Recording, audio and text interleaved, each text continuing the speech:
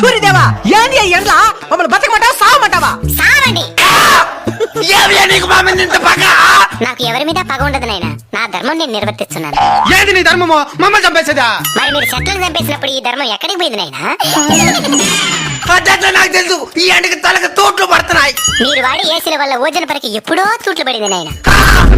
ఎండ ఎక్కువగా ఉంది, ఏసీ 2 పాయింట్లు పెంచు అని అంటారు గానీ ఎండ ఎక్కువగా ఉంది 2 చెట్లు పెంచుదామని ఏ రోజైనా అనుకున్నారా? అంటే అది చెరువులు కూడా ఎండిపోతున్నాయి స్వామి. నీళ్ళుండాల్సిన చెరువులో నిలువెత్తి బోడాలుంటే ఎవరేం చేస్తారు నాయనా? అడవులు కూడా ఎండిపోతున్నాయి స్వామి. మరి అక్కడే కదా నాయనా అపార్ట్మెంట్లు కట్టాల్సిందే. స్వామి ఈ ఎండ నుంచి బయటపడేదానికి ఏదైనా మార్గం చెప్పు స్వామి. వృక్షో రక్షిత రక్షిత.